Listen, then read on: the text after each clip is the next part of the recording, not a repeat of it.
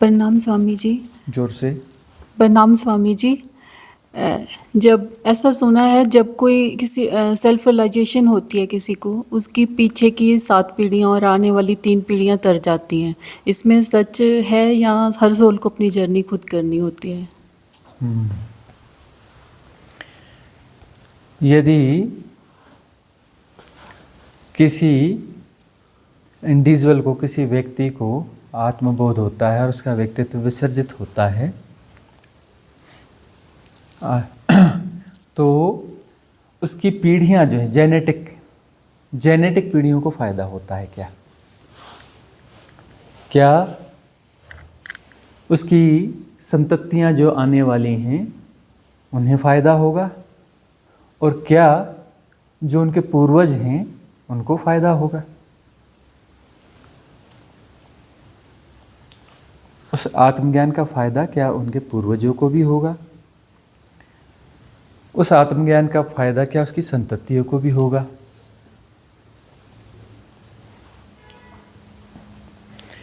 ऐसा कहने के पीछे कुछ कारण तो हैं, कुछ कारण तो हैं, लेकिन इसे पूरी तरह से हिप्नोटाइज होकर के स्वीकार कर लेने की जरूरत नहीं है। लेकिन कारण तो है, ऐसा नहीं कि इसके कारण नहीं है।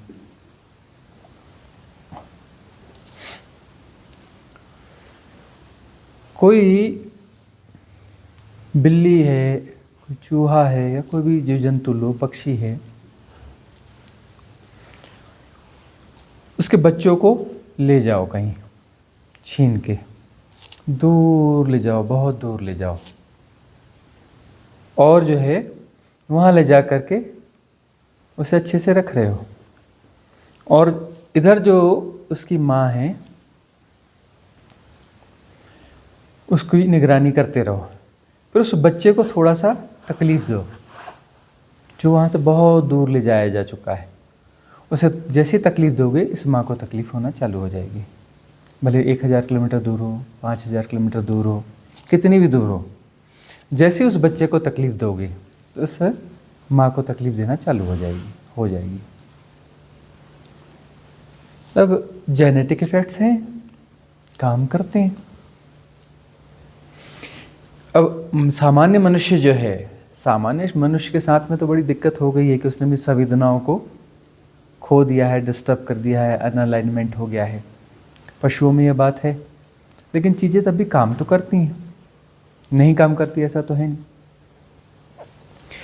किसी दिन अचानक ऐसा लगता है कि अरे आज सब कुछ ठीक है, लेकिन अंदर से अच्छा ही नहीं लग रहा है, बेचैनी लग रही, ऐसा लग रहा है, वैसा लग रहा है, वैसा लग रहा है, और धीरे से खबर आ जाती है कि फलाना जो है, हमारा जो नियर एंड डियर है, वो कुछ प्रॉब्लम में है। होता है ना ऐसा, और समझ में नहीं आता ऐसा आज क्यों हो रहा है। और पता चला वो हमें बता नहीं रहा अपनी समस्या के बारे में, देर सवेर पता चलता है, अच्छा तुम वहाँ उस समय समस्या में थे ना, हाँ उस समय हम बहुत बेचैन थे, बड़ी दिक्कत में थे, हमें समझ में नहीं आ रहा था।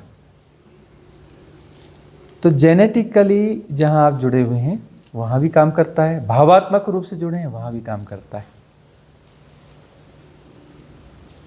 गुरु शिष्य का संबंध है, वहाँ पर आप जो है वहाँ भावात्मक संबंध है, वहाँ पर भी चीज़ें काम करती। कहीं और कोई मित्र है, घनिष्ठ मित्र है, उसका भी कुछ काम करता है, लेकिन जेनेटिकली कुछ काम तो करता है, क्योंकि श्रृंखला जुड़ी हुई तो है। उसकी कुछ संवेदनाएं प्रसारित तो होंगी, जाएंगी तो, ग्रस्त तो होंगी। उन्हें क्या लाभ होगा? जब कोई व्यक्ति एनलाइटेंड हो गया तो उसकी बीती पीढ़ियाँ और आने वाली पीढ़ियाँ एक ही श्रृंखला तो है।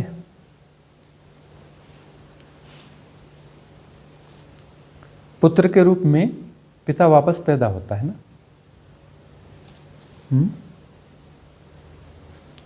वापस पैदा होता है। और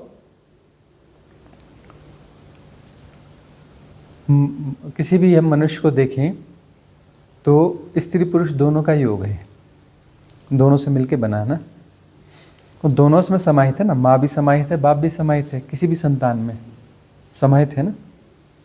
गुणसूत्रों में जरा सा फर्क होता है, क्रोमोसोम्स कहते हैं, जरा सा फर्क होता है, और जरा से फर्क से वह स्त्री पुरुष बनते हैं।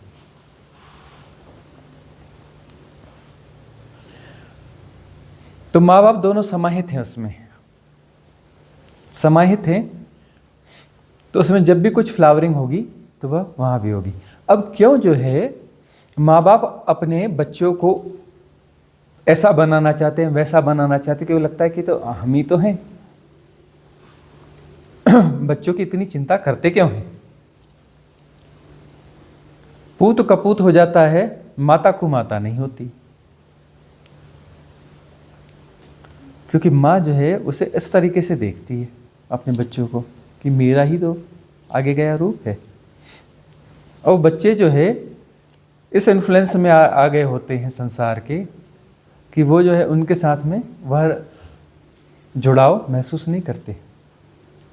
इन्हें भविष्योन्मुखी बनाया गया ना, भविष्योन्मुखी, भविष्य में जो है भविष्य में जाने के लिए सब बाधा दिखते हैं। भविष्य में कुछ पाना है तो जितने यूज़ हो रहे हैं गार्जियंस उतना यूज़ कर लो, जहाँ यूज़ नहीं हो रहे उनको किनारे कर दो। ऐसा होता है, सभी के साथ होता है ऐसा नहीं, बहुत 100% होता है ऐसा नहीं है, कुछ अंशों में होता है, कहीं पर अनुभव नहीं भी होता है। लेकिन जो है माँ बाप जो है लगे रहते हैं कि नहीं उसका कुछ अच्छा ही हो, भला ही हो, क्योंकि वह उन्हीं का ही एक वर्जन है, उन्हीं का ही एक अपडेटेड वर्जन है। जुड़ाव तो है, जुड़ाव है इसलिए काम करता है। अब ये आज पितृमोक्ष अमावस्या है ना, आज है ना पितृमोक्ष अमावस्या है ना। ये पितरों वाला कॉन्सेप्ट क्या है? यही तो है कि पितर जो हैं वो कौन है? मैं ही तो हूँ। मेरा पिछला जो है मेरे पूर्व रूप यह है, पूर्वज मतलब मेरा पूर्व रूप यह है ना। बच्चे यानी मेरे आगे गए रूप हैं, कोई पीछे छूट गया रूप है, कोई आगे गया रूप है, लेकिन है तो एक ही श्रृंखला ना, श्रृंखला के रूप में जुड़े हुए तो हैं। तो दो यात्राएं होती ना, एक जो है मिट्टी का सफ़र है, एक चेतना का सफ़र है। जो मिट्टी का सफ़र है वो मिट्टी तो मतलब एक जो पेड़ लगा और पेड़ लगा और उसमें जो बीज हुआ वो बीज है तो मिट्टी ना, लेकिन थोड़ा प्यूरिफाइड मिट्टी है, और वह जो है बाकी मिट्टी में फिर जुड़ जाएगी, फिर अपना प्यूरिफाइड रूप में फिर से वैसा ही पौधा खड़ा हो जाएगा। और वह आपस में जुड़े हुए हैं ना, वहीं से तो आया है ना, उसी का आगे गया रूप है ना। तो ये पूर्वजों वाला कॉन्सेप्ट ये है कि वो जुड़े हुए तो हैं।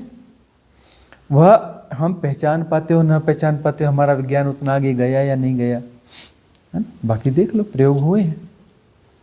चूहिया यहाँ है, उसके बच्चे जो है ले गए, बहुत दूर ले गए, हजारों किलोमीटर दूर ले गए, उसमें भी उसको जो एक पनडुब्बी में ले गए, समुद्र की गहराई में ले गए, समुद्र की गहराई में ले गए जहाँ पर कुछ भी काम न करे, पूरी तरह से पैक है पनडुब्बी और समुद्र की गहराई में और हजारों किलोमीटर दूर है, और वहाँ उनके बच्चों को सताया गया। इधर चूहिया उछल कूद मचाने लगी, परेशान दिखने लगी, वो सब बताने, सब उसकी हरकतें बता रही थी कि वो बुरी तरह से बेचैन है, तकलीफ में है। जुड़े हुए ना, तार तो जुड़े हुए हैं, टूटते नहीं, तार जुड़े हुए हैं। इसलिए तो प्राकृतिक रूप से चीजें काम करती हैं, मनुष्य नहीं। जानवर भी जो है अपने बच्चों के साथ कैसे रहते हैं, बड़ी केयर करते हैं जब तक वो सक्षम न हो जाए। पक्षी जो है उसे पाल पोस के बड़ा करते हैं, बड़े संघर्ष में करते हैं, और जब वो उनको उड़ाना सिखाते हैं, ठीक से उड़ जाए, वो हो जाए, तब तक उनके साथ बने रहते हैं, कोई योग्य बन जाए। उसके बाद में भी कभी कभी आप देखना, एक जो है चिड़िया बैठी है और एक दूसरी चिड़िया आके उसके पास में बैठ गई, वो भी लगभग साइज में लगभग सेम है, और वो जो है पंखे से फड़फड़ाती है, ची ची ची ऐसे करने लगती है, सिर ऐसा खींच लेती है और ची ची ची ऐसा करने लगती है। तो वो जो बड़ी सी चिड़िया जो है अपने मुंह में कुछ रहता है तो उसको फीड कर देती है। वो लगता है कि इतनी बड़ी चिड़िया और ये भी बड़ी चिड़िया, ये भी योग्य है, ये तो अपना खुद अपना चुन सकती, खा सकती, कर सकती, फिर क्यों फीड कर रही है। उसने अपनी माँ को आवाज़ दिया या पिता को आवाज़ दिया, ची ची करके कह रहे मुझे भी भूख लगी, मुझे भी भूख लगी। वो योग्य हो चुका है, तब भी अपना वो आकर के फीड कर दी, कोई बात नहीं बेटा ले ले, है ना। ये केयरिंग होती क्यों है, जबकि वो सेपरेट हो चुके हैं, लेकिन कभी टकराए और उसने ऐसा किया तो बराबर से फीड कर देगी, या वो उसका माँ बाप जो भी है वो फीड कर देंगे। ये जुड़ाव है, क्योंकि तार जुड़े हुए हैं ना। इसलिए जो है वो अपना कुल देवता, कुल ये सब जो है ना, इसके पीछे में बड़े रहस्यमय कारण हैं। ये पूरी तरह से व्यर्थ चीज़ें नहीं, काम करती हैं ये सब। ये विज्ञान है ऊर्जाओं का।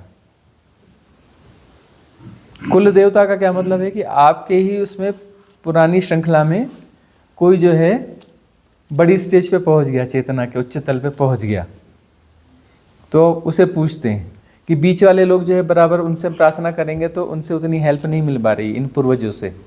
क्यों? क्योंकि इनकी चेतना का तल उतना ऊंचा नहीं है, लेकिन कुछ ना कुछ जो आना है सो आएगा। लेकिन जो कुल देवी या कुल देवता हैं उनसे बराबर आएगा। क्यों? क्योंकि वो तो बहुत ऊंची स्टेज पे हैं, उन तक प्रार्थना बराबर जाएगी, क्योंकि वो तो है कुछ जागे हुए हैं, उनकी शक्तियाँ हैं, उनके पास क्षमताएँ हैं, है ना। अपनी संतति को हेल्प करेंगे, इसलिए उनसे प्रार्थना की जाती है कि भाई हम आपके बच्चे हैं, अभी प्रॉब्लम में हैं, हेल्प।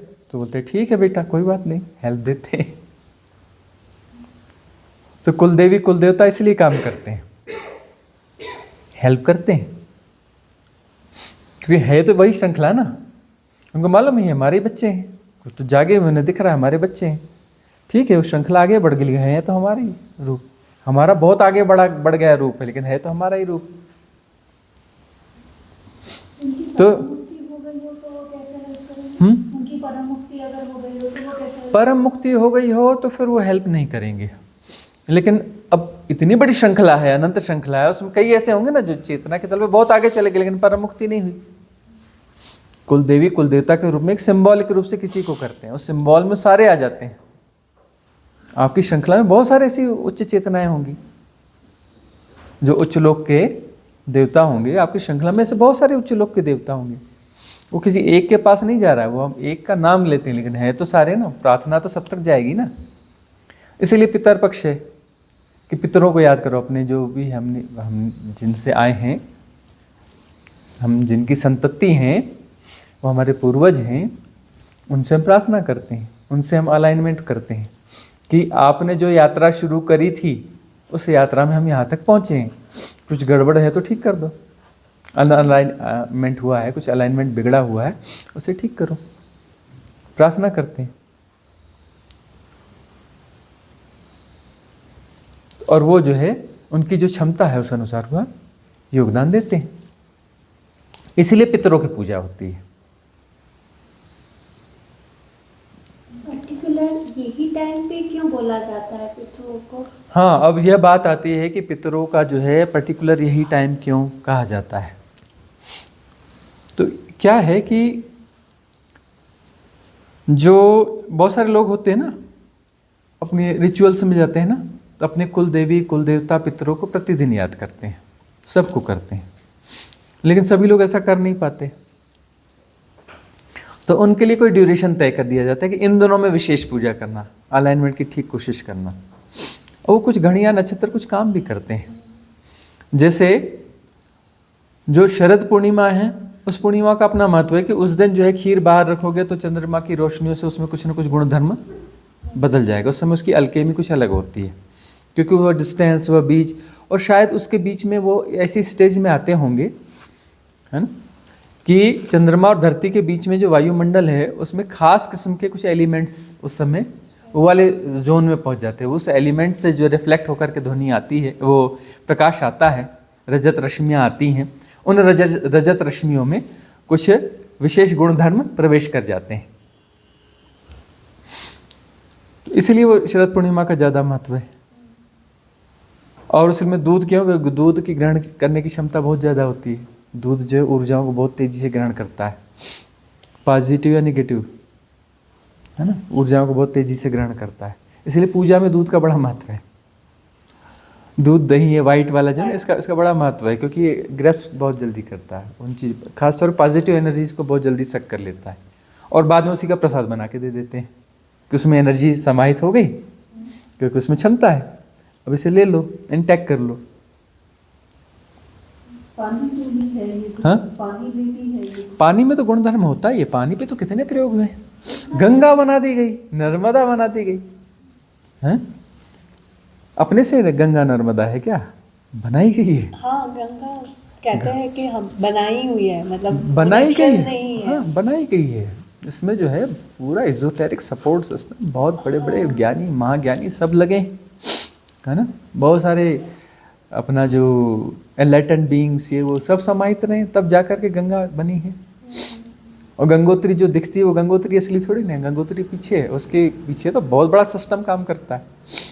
उसमें जो है उसके मॉलिक्यूलर जो स्ट्रक्चर है गंगा का, उसमें चेंज किया जाता है, उसमें कुछ चेतनता, कुछ अलग चीज़ें उसमें बिल्ट की जाती हैं।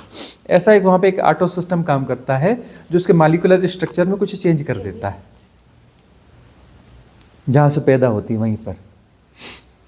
और फिर जो है फिर वो बाद में दिखने वाली गंगोत्री आती है, असली गंगोत्री के बाद में वो वाली गंगोत्री दिखती है, असली वाली तो दिखती नहीं। फिर वहाँ से चलता है। और ऐसा है कि उसमें कितना भी पानी मिलता जाए, जो उसके टच में आएगा उसको वह चीज़ ट्रांसफ़र हो जाएगी, उसकी गुणवत्ता बदलती जाएगी। इसलिए जो है गंगा में क्या करते हैं कि गंगा का पानी एक बोतल अगर बहुत है, बाकी पानी मिला लो उसमें थोड़ा सा और दूसरा पानी मिलाते जाओ। जब यूज़ करना है कि यहाँ एक बोतल पानी लगना है और उसमें से कुछ 4 बूंदे इसमें डाल दो और थोड़ी देर के लिए रख दो, ताकि वो एनर्जी उसमें पूरी ट्रांसफ़र हो जाए। उसके बाद में उस गंगा के पानी का यूज़ कर लो। उसमें बहुत सारी चीज़ें इनबिल्ट की गई, नर्मदा में की गई हैं, है ना। ये जो श्रृंखला जोर से श्रृंखला होती है, तो ये एक ही श्रृंखला में ये हमारा ट्रांसफर होता रहता है, ये क्रॉस श्रृंखला में नहीं होता है ना। देखिए, पुराना जो एक विज्ञान रहा है चेतना का, वो चेतना का विज्ञान बड़ा गूढ़ रहा है ना। उसमें यह कोशिश की जाती थी कि जो खासतौर पर साधनात्मक स्थिति में पूरे परिवार या कुनबा जो है बराबर लगा हुआ होता था, है ना। तो वो कोशिश की जाती थी कि जो भी जा रहा है इसी कुनबे में वापस आ जाए, सेम कुनबे में आ जाए। वो ट्रेनिंग्स होती थी कि इसी श्रृंखला में बाद में सहयोग बन जाएगा, कि इसी श्रृंखला में पुरानी साधना है, नई साधना भी इसी श्रृंखला में आ जाएगी, है ना। ये वर्क मेडिटेशन का कॉन्सेप्ट आया है ना। काम जो है, जो भी काम हम करते हैं, श्रम करते हैं, खासतौर पे आश्रमों में, यह जो है साधना होनी चाहिए, बड़े आनंद से होना चाहिए, अहोभाव से होना चाहिए, आनंद को बढ़ाने वाला होना चाहिए, सामूहिक होना चाहिए। तो जो है एनर्जी पॉजिटिव होती चली जाती है।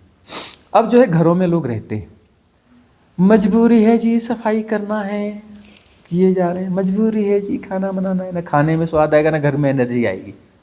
आश्रमों में क्यों, अब यहाँ पर हम रिट्रीट में होटल लिया है, इसे आश्रम में कन्वर्ट किया है 4 महीने के लिए, तो अब यहाँ पर इतनी पॉजिटिव एनर्जी क्यों आती है। जो देखो उसको बोलता है मेरे को कोई काम चाहिए, अरे मैं क्या कर दूँ, कुछ नहीं मिलता तो झाड़ू पोछा ही कर दूँ, कुछ नहीं कर तो यह कर दूँ वह कर दूँ, जिसको जो समझ में आता है करता क्यों है। यहाँ पर वो पॉजिटिव एनर्जी बन रही है, वो स्वीकार्यता बन रही है ना। तो वर्क मेडिटेशन अब जो है, उस समय पूरी जीवन प्रणाली वर्क मेडिटेशन थी। पुराना जो सनातन विज्ञान कहते हैं ना, सनातन धर्म का विज्ञान, पूरी जीवन प्रणाली ही वैज्ञानिक थी। उसमें ऐसा है, कौन लोहार है, अच्छा ये लोहार नाम का साधक है, इसकी साधना लोहार की साधना है, इसकी सोनार की साधना, अच्छा इसकी कुम्हार की साधना है, ये कुम्हार की साधना में, है ना। ये परमात्मा को घड़े के रूप में बनाता है ना। ये लोहार ये हल के रूप में परमात्मा को बनाता है, परमात्मा को शेप करके हल का रूप दे देता है। यह जो परमात्मा को खेतों में उगाता है, अच्छा ये किसान नाम का साधक है। तो वह जो है लोहारी में या बढ़ईगिरी में वह आगे बढ़ेगा और उसको उस लेवल तक ले जाएगा कि वह मुक्ति का मार्ग हो जाएगा उसका। कोई भी काम बुरा नहीं है। तो उसी श्रृंखला में हम परफेक्टनेस की तरफ जाएंगे। परफेक्टनेस का मतलब हम उसमें समर्पित, हमारे अंदर कोई द्वैत द्वंद्व नहीं है कि काम कर भी रहे हैं, क्यों कर रहे हैं, जबरदस्ती ना करना पड़ा तो कितना अच्छा है। यहाँ द्वंद्व को जी रहे हो। और एक है कि काम हो रहा है, मज़े से हो रहा है, मज़ा आ रहा है, बिल्कुल एक, है ना। आनंद ही आनंद है, आनंद ही आनंद मतलब वर्क मेडिटेशन है। तो आनंद ही आनंद, वहाँ आनंद बढ़ रहा है। आनंद बढ़ रहा है तो इसलिए जो अच्छे मूर्तिकार होते हैं जो डूब जाते हैं उनको कहते पता ही नहीं चलता। माधवी एरांडे जी है ना, जिन्होंने हमारा ये चित्र बना के, पोर्ट्रेट बना के भेजा है। उनकी कन्वर्सेशन भी सुन लेना, है ना। तो वो जो है चित्र बनाती हैं रात में, कभी लग जाती तो कई बार खो जाती है चित्र बनाते बनाते। फिर जो है सुबह उनके परिवार का कोई बंदा आता है, वो बोलता है कि सुबह हो गई है, चाय वाय पियोगे क्या? अच्छा सुबह हो गई क्या? अच्छा सुबह हो गई, कोई बात नहीं, चाय पिला दो। कितने? बोले 11 घंटे हो गए, 12 घंटे हो गए। अच्छा और तब तक वो चित्र बन गया। वो खो जाती, वो चित्र है और वह है, बात खत्म। परम आनंद है, कोई उबासी नहीं, कोई नींद नहीं, कोई नहीं। थोड़ी देर ब्रेक लेते हैं कि ये करते, पता ही नहीं चलता कुछ। काय की चाय, काय का कॉफी, काय का पानी, पानी का भी पता नहीं चलता, कुछ नहीं, चित्र बनाना हो जाती। तो यही है मूर्तिकार बनाना हो जाता है। गीतकार एक जो है ना, वो होते हैं तुकबंद, इधर से अरे ऐसा काटो, ये छाटो, ये करो, ऐसा करो, वैसा करो। एक होते हैं जिनमें गीत कविताएं उतरती हैं, है ना। इसलिए कुछ होते हैं कवि और कुछ होते हैं ऋषि। कवि यानी जो आयोजना करते हैं, और ऋषि यानी जिनसे पे उतरता है। तो उनकी वाणी की क्वालिटी अलग होती है, क्योंकि उन पे उतर रहा होता है। तो इसलिए जो है कुछ जो प्रोफेशनल होते हैं, तो प्रोफेशनल यानी ऑर्डिनरी है, वो कितना भी सुंदर दिख रहा हो प्रोफेशनल का, उसमें बात नहीं रहती। और कुछ जो है कबीरदास जी जो ना, अनगढ़ है सब कुछ, लेकिन वो जो है कई हजारों बड़े बड़े वो प्रोफेशनल अच्छे कवि आए और गए, पता ही नहीं चलता उनका, भूल जाते हैं उनको लोग। कबीरदास जी तो बढ़े ही जा रहे हैं, बढ़े ही जा रहे हैं, बढ़े ही जा रहे हैं। अनगढ़ है मामला, अनगढ़ है लेकिन बढ़े ही जा रहे हैं। रैदास के भजन चल ही रहे हैं, वही बात आ रही थी, है ना। वर्क मेडिटेशन मतलब कोई काम बुरा नहीं है। जो संत रविदास हैं, संत शिरोमणि रविदास, भगवान रैदास, उनके पास जो है उनके एक शिष्य आए, महाराज आप अपना धंधा बदल दो। और वो शिष्य कौन है? राजा है वहाँ का। राजा आया है, पैर पकड़ के गिड़गड़ा रहा है, महाराज कृपा करो। बोले क्या करना है? बोले काम छोड़ दो, आप चर्मकार हो, जूते गाड़ते हो, काम छोड़ दो। क्यों? बोले लोग चिढ़ाते हैं, तुम चमार के चेले हो, बोलते हैं लोग, मुझे चिढ़ाते हैं, छोड़ दो। ये महल किसके लिए हैं? अरे आपकी ही तो कृपा है सब कुछ, हाँ? महल में चल के रहो, आप जहाँ बोलो वहाँ मैं बना देता हूँ, जैसा बोलो वैसा कर देता हूँ, जो बोलोगे सब, मैं आपका तो चेला हूँ, जान हाजिर है, ये काम छोड़ दो।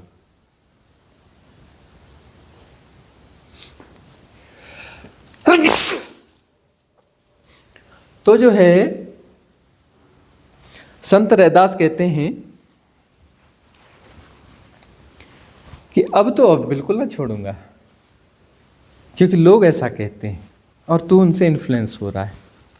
अब यदि मैंने काम छोड़ दिया तो मामला गड़बड़ हो जाएगा, संदेश बड़ा गलत चला जाएगा। दूसरा कोई छोड़े तो बात अलग है, अब ये युगों में कथा फैल जाएगी, हाँ, कि रैदास ने जो ये काम छोड़ दिया तो यह काम जो है बुरा माना जाएगा, निंदनीय हो जाएगा यह कार्य। और कोई भी कार्य निंदनीय नहीं होता है।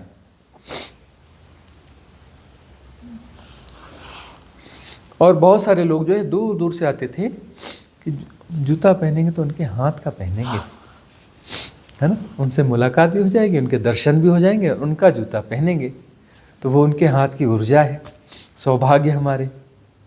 दूर दूर से आते थे कि उनके हाथ का मिल जाए। तो जानने वाले ऐसे थे, और ना जानने वाले, उन्हें तो बस वही दिखता है कि क्या है, जूता काटने वाले चर्मकार हैं। जो पहचान सकता है, जिसके पास आँख है। कबीरदास जी हैं, जुलाई हैं, चादर बुनते हैं। कुछ सौभाग्यशाली रहे होंगे जिनके हाथ में चादर पड़ गई होगी, वो बेचने गए होंगे बाजार और उनको मिल गई होगी, उन्हें पता हो न पता हो, बड़ा सौभाग्य। वो चादर उन्होंने ओढ़ ली, उनकी बनाए वस्त्र उन्होंने पहन लिए, परम सौभाग्य। उनके जीवन में कुछ ना कुछ तो परिवर्तन हो जाएगा। और स्वाभाविक वह जीवन तो, अंधा जीवन तो जी नहीं सकते अब उस चादर के साथ में या उन जूतों के साथ में। अंधा जीवन तो अब चलेगा नहीं, कुछ ना कुछ तो जागरण आएगा ही आएगा। वह ऊर्जाएं तो आ गई, वह जो है पॉजिटिव इन्फ्लुएंस तो आ गया। अब उनका जीवन सामान्य जीवन हो नहीं सकता, कुछ ना कुछ तो परिवर्तन होगा, कुछ ना कुछ संग साथ हो गया। अरे भाई, उनकी चादर ओढ़ी लेकिन लेने तो गए थे, संग साथ में 5 मिनट रहे तो होंगे, बातचीत तो करी होगी, ऊर्जाओं का आदान प्रदान कुछ तो हुआ होगा। हो सकता है लेते देते हाथ छू भी गया होगा, बॉडी टच भी हो गया होगा। अब तो भाई बात बन गई, कितना ही बेहोश आदमी रहा हो, अब तो उसके जीवन में साधना प्रवेश कर ही जाएगी, रुक नहीं सकता, वो तो रुक सकता नहीं। अब जो है एक बात यह आती है कि ये वर्क मेडिटेशन है, इस पर पूरी चीज आधारित थी कि हर काम सही है, कोई भी काम हो, किसी काम में कोई बुराई नहीं है, किसी काम में कोई बुराई नहीं है, उसमें लगन होनी चाहिए। सुनते हैं ना देहाती भाषा में, लगन होनी चाहिए। लगन यानी हमारा वह आनंद होना चाहिए, वह हमारा आनंद है तो साधना हो गई। साधना क्या है? जहाँ हो वहाँ पूरे पूरे हो, यही तो साधना है। और साधना है क्या? जहाँ तुम हो पूरे पूरे हो, भोजन कर रहे हो पूरे पूरे हो तो भोजन साधना है, अन्न ब्रह्म हो जाएगा। झाड़ू लगा रहे हो पूरे पूरे हो तो झाड़ू लगाना साधना है। बटे बटे क्यों हो? अरे द्वैत को विसर्जित करना है, पूरे पूरे हो तो द्वैत चला गया ना। झाड़ू लगाते समय, पोछा लगाते समय पूरे पूरे हो तो वो तो साधना है, मुक्ति हो जाएगी। तो लोहार यदि काम करते समय पूरा पूरा है तो क्यों ना मुक्त होगा, बढ़ई काम करते समय पूरा पूरा है तो क्यों ना मुक्त होगा। अभी बाजारवाद है, काम यह कर रहा है और कुछ धंधा करूंगा, कोई माल मुर्गा नहीं आ रहा है, कैसे फंसाऊं, क्या करूं, यह करूं, वह करूं, फलाना करूं, यह करूं, है ना। और कबीरदास जी कहते थे, अरे राम जी आओ, तुम्हारे लिए देखो कितनी प्यारी चादर बुनी है, बड़े प्यार से बुनी है, राम जी आओ चादर ले जाओ। ग्राहकों को बुलाते थे, ग्राहकों को नहीं, राम को बुलाते थे, ग्राहकों को नहीं बुलाते थे। राम जी आओ, तुम्हारे लिए लाया हूं। क्या दाम है इसका? दाम? अरे राम जी इसका क्या दाम होगा, बस पहन लो इसे, इसे स्वीकार कर लो राम जी, इसका दाम क्या होगा, स्वीकार कर लो। फिर वो जो हाथ में दे गया, बड़ी कृपा राम जी, आपने कुछ दे दिया, भोजन का कुछ इंतजाम दे दिया, अपना बड़े धन्यवाद। गिनते भी नहीं थे क्या है कितना, कोई सौदेबाजी का सवाल ही नहीं है, सौदा वो करते ही नहीं थे। किसी ने नहीं भी दिया तो कोई भी बात, वो भी कोई बात नहीं, बड़ी कृपा राम जी, बड़ी कृपा। किसी ने नहीं भी दिया तो भी कोई बात नहीं। बोले सौदा कितने का? अरे राम जी आपके लिए बनाई है, आपकी जो चादर है, बात पूरी हो गई, बस ग्रहण करो आप।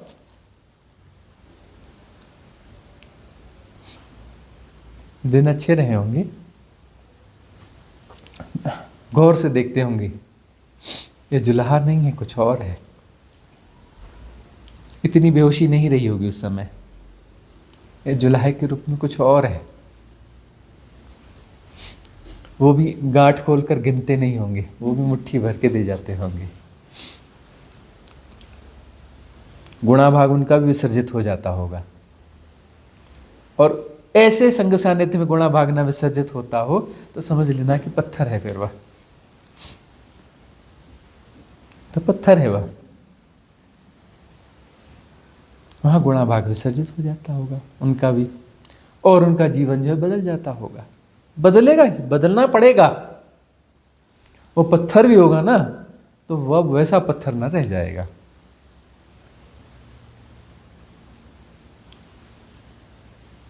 जो कबीरदास या रैदास के साथ में कुछ क्षण बिता लिया उसने, कुछ बातचीत हो गई और उनकी बनाई चीज ग्रहण मिल भी गई उसे, लेन देन में शायद बॉडी टच भी हो गया होगा। अब वह सामान्य जीवन हो नहीं सकता। तो जहां हो पूरे हो जाओ, बस। साधना का अर्थ है कि तुम बटे बटे हो। साधना का क्या अर्थ है? तुम बटे बटे हो, पूरे हो जाओ। जहां हो वहीं रहो, हियर एंड नाउ। झाड़ू लगाते समय झाड़ू लगाना हो जाओ, वह तो मुक्ति का मार्ग है, कैसे बुरा होगा? साधना विधि बुरी हो सकती है? साधना मुक्त करने वाली साधना, झाड़ू लगाना है मुक्त करने वाली साधना, मुक्त करने वाली साधना बुरी हो सकती है? खाना बनाना मुक्त करने वाली साधना बुरी हो सकती है? कपड़े धोना मुक्त करने वाली साधना बुरी हो सकती है? खेत में काम करना मुक्त करने वाली साधना बुरी हो सकती है? अन्न के दाने ही नहीं पकते हैं, किसान भी पक जाता है। फल ही नहीं खिलते, किसान भी खिल जाता है। हल ही नहीं बनता, लोहार भी बन जाता है।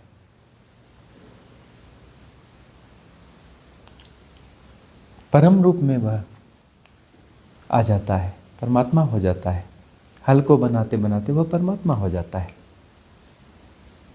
इसीलिए जो है यह बात है कि यह तुम्हारी साधना है तो तुम इसी कुल में वापस आओ। ये तो बाद में वर्ण व्यवस्था हुई है, वर्ण व्यवस्था तो बाद में हुई है, पहले तो बड़ा वैज्ञानिक तरीके से हुआ करता था। यह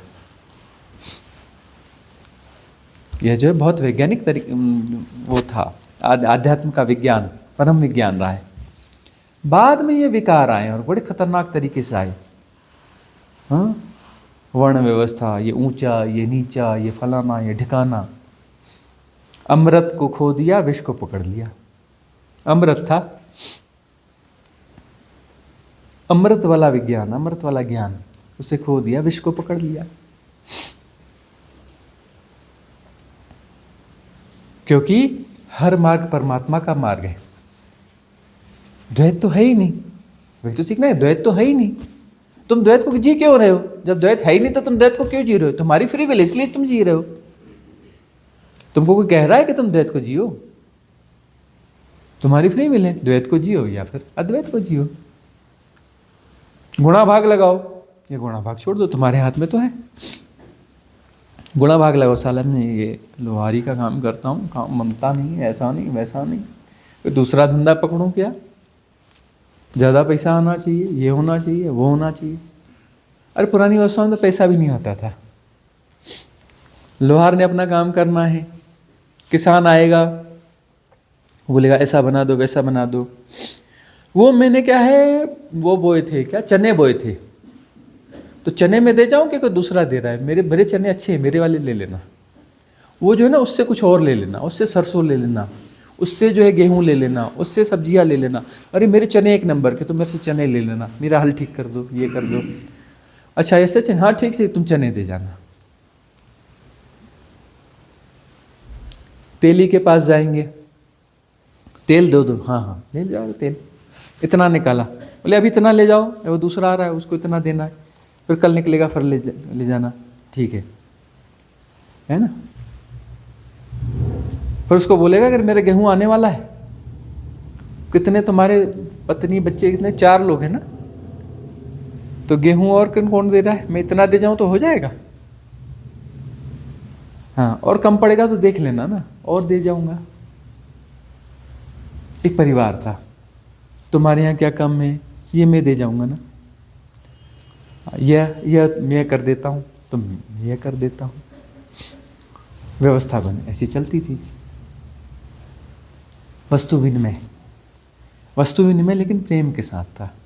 बाद में गुणा भाग आ गया, पहले प्रेम था। क्या कमी है? अब वो बोलता था अरे बढ़िया, नई फसल आई, अरे दे आओ, इनको भी दे आओ, इनको भी दे आओ, इनको भी दे आओ, इनको भी दे आओ, बांटो। अरे लौकियाँ फली हैं बहुत सारी, बांट के आओ। अरे यह हो गया, इसको बांट के आओ, यह इसको दे आओ, उसको दे आओ। अरे तुम जा रहे हो क्या वहाँ, यह उसको दे देना, जाते जाते वहाँ दे आना, और तुम अपने घर के लिए भी ले जाओ।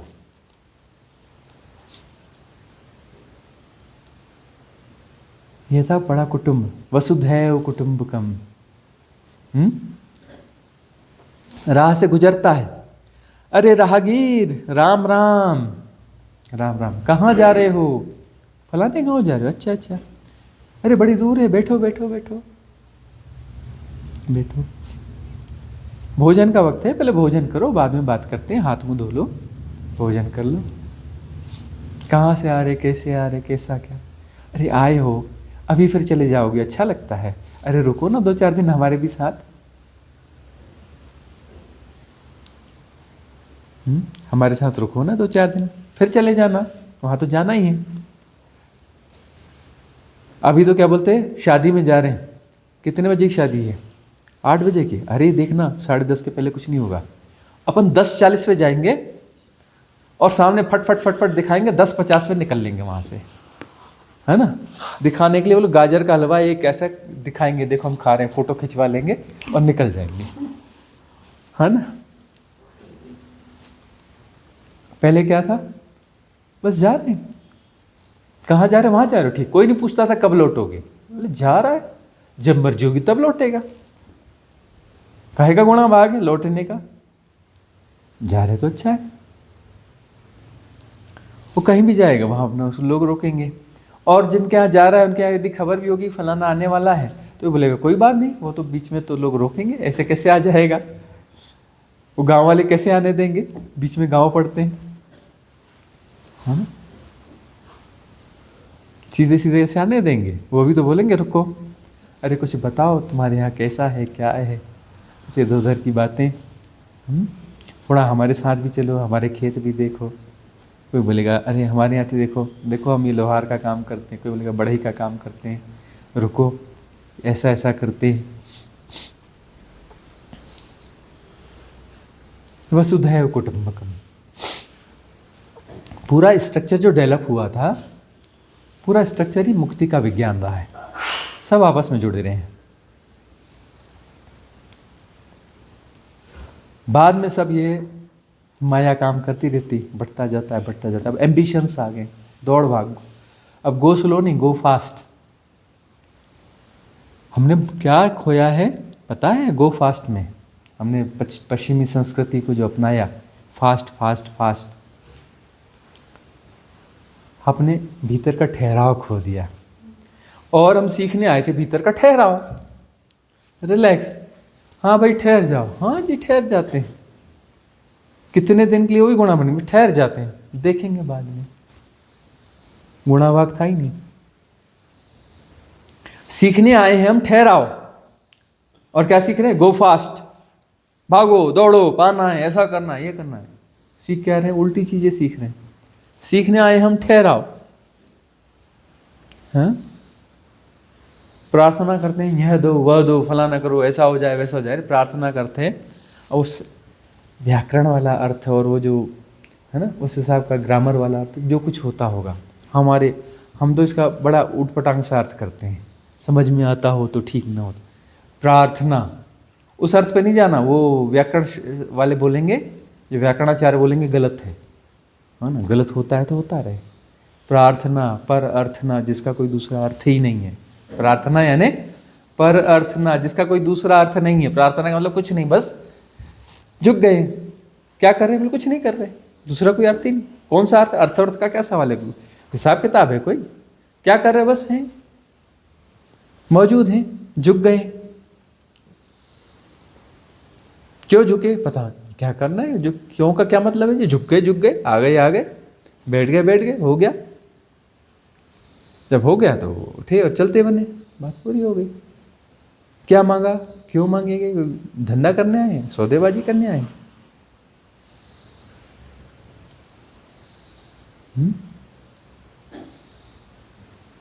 भाई झुकने जैसी जगह वहां आए हैं, उस सानिध्य में बैठने आए हैं, सहज होने आए। सहजता होगी, कुछ असहजता होगी तो चली जाएगी। हाँ,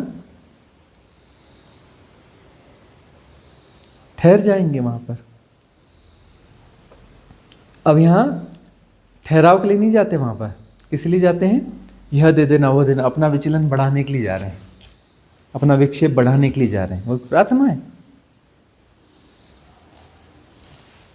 नौ निधि के दाता, ये सिद्धि के दाता, यह करने वाले अंधन को आंख देते, कोढ़िन को काया, बांझन को पुत्र देते, निर्धन को माया, यह और फलाना और ठिकाना। अरे भाई वहां गए थे ठहरने के लिए, कि वहां जाकर के बैठ जाएंगे चुपचाप, निश्चल, निर्विकार, निर्विचार, अभी साधना शिविर में ठहराव के लिए आए हो। काहे के लिए आए हो? ठहराव के लिए। आंख बंद करते हैं, कहते हैं कुछ नहीं करना है, don't try to understand anything, effortless knowing, कुछ नहीं करना है, कुछ नहीं पाना है, और अंदर चलते रहते विचार। कब खत्म होगा? अरे बड़ी देर लगा दिया तो इन्होंने, है ना? ऐसा क्यों है, वैसा क्यों है, यह क्यों है? कहीं वो विचार चल रहे होंगे, वो घर की याद आ रही होगी, वो दुकानदारी, वो बिजनेस, वो क्या अपना नौकरी, वो अफसर, दिमाग में सब चलता रहता है, पूरा गुणा भाग चल रहा होता है। जबकि हम कह रहे हैं कि थोड़ी देर के लिए गुणा भाग छोड़ के रिलैक्स हो जाओ, गुणा भाग बाद में कर लेना, देख लेना जरूरी हो तो, थोड़ी देर के लिए तो गुणा भाग छोड़ दो। लेकिन आंख बंद करके गुणा भाग चलता रहता है।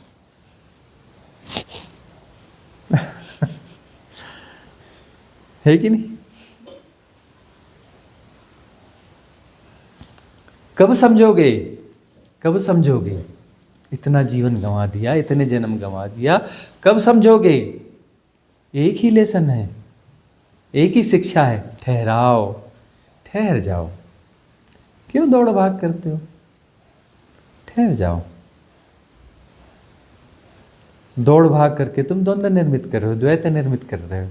दौड़ भाग करके तुम कर्ता हो जाते हो, किसी के खिलाफ हो जाते हो, है ना? अंग्रेज जब आए थे तो उन्हें बड़ा विचित्र लगा था, और पहले जाएंगे ना, मुगलों के पहले, और पहले जाएंगे। तो जो गाँव में जाओ, हम तो खैर अभी भी आदिवासी घने जंगलों में आदिवासियों के बीच में रहे, सड़क वड़क कुछ नहीं, कोई बिजली नहीं, कोई सड़क नहीं, गाँव में झोपड़ियाँ, वहाँ जाके हम रहे हैं मस्त। घर में जाओ, आवाज़ दो, कोई नहीं है। इधर जाके ढूंढ करो, कहाँ है, वो जंगल में घर बना हुआ, झोपड़ी बनी हुई है, मिट्टी का मकान है, पिरामिड शेप का, खपरेल लगे हुए हैं। ढूंढ के देखो तो एक कोई बंदा मस्त बैठा हुआ है, आवाज़ दो तो फिर एकदम पास में आवाज़ दो तो अच्छा आओ आओ बैठो। वो बैठा है, कब से बैठा है? बोले घंटों से बैठा है। क्या कर रहा है? बोले कुछ नहीं कर रहा हूँ। करने की क्या जरूरत है, आराम से बैठा हूँ। बोले खेती का काम हो गया है, वो काम हो गया है, अब क्या करना है? कुछ नहीं करना, बस बैठा हूँ।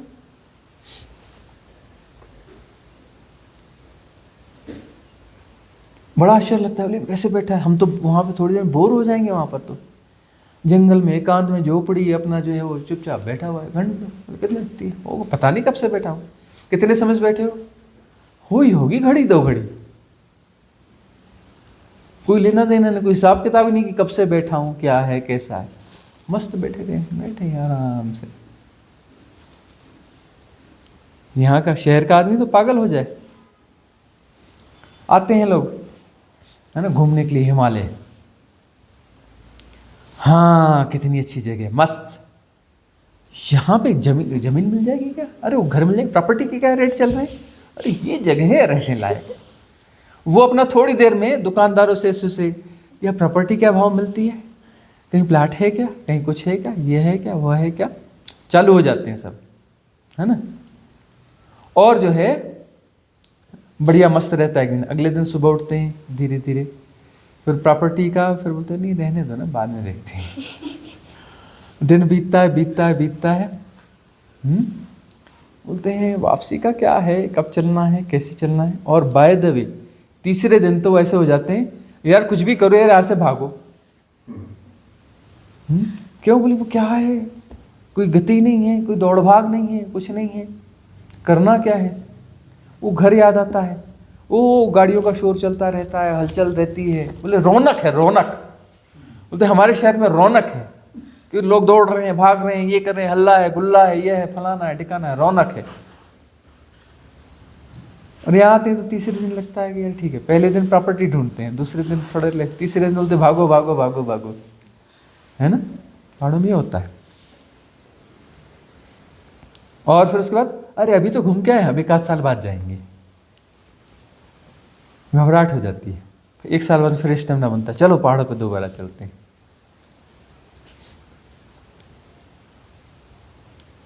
अरे ठहरना सीखो, प्रकृति के सानिध्य में, मौन में, सहजता में।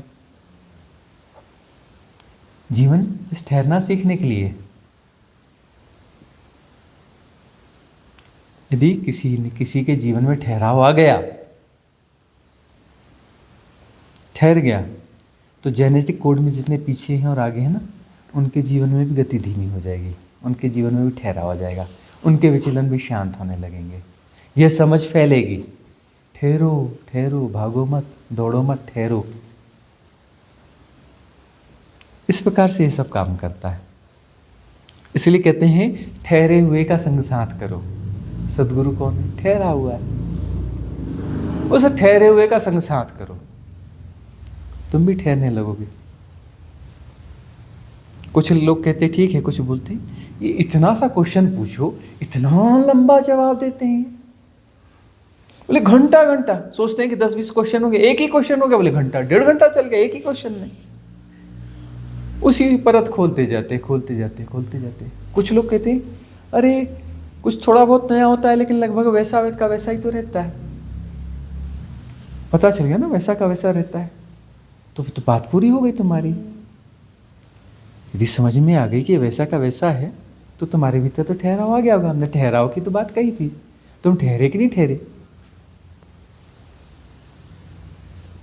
वही कहते हैं, तो वही क्यों कहते हैं? तुम तो ठहरे ही नहीं। वह सुना फिर सुना फिर सुना और अंदर वैसे ही दौड़ रहे हो, ठहराव तो आया नहीं। और गौर से देख लो, वही नहीं कहते हैं हम। बात ठहराव की है, कहने के ढंग अलग हैं, थोड़ा कुछ फर्क है। तुम्हारी कोई दूसरी नस दबाते हैं, कहीं दूसरी नस दबाते हैं। तुम्हारे कहाँ कहाँ बेरियर हैं, वहां पर चोट मारते हैं। सामान्य जीवन में भी हम तुम्हारी आलोचना करेंगे, कहीं कहीं वो तुम्हारे पीछे पड़ जाएंगे। अर्चना जी के पीछे पड़ गए थे हम कल, उसी बात को दोहरा के हमने वाट लगा दी उनकी। उनको समझ में नहीं आ रहा ये बार बार क्यों कह रहे हैं। अभी तो और कहेंगे, बात कहाँ खत्म हुई। तब तक कहेंगे जब तक वो बैरियर टूटेगा नहीं। कुछ बात है, कुछ बात फंस गई, बहाना कोई भी हो, कोई पैटर्न पकड़ में आ गया है, छोड़ेंगे ना, तोड़ देंगे। छोड़ने वाले नहीं हैं हम। हमें पता चल गया किधर है, हमारा हथौड़ा चलेगा उधर। जब तक नहीं टूटेगा तोड़ के रहेंगे।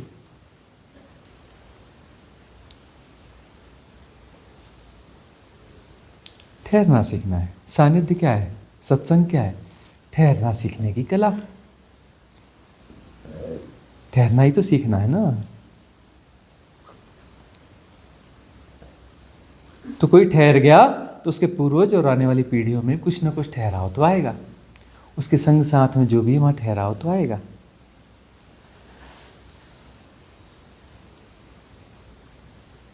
मोनिका को क्वेश्चन। गुरुजी प्रणाम। जोर से बोलना पड़ेगा।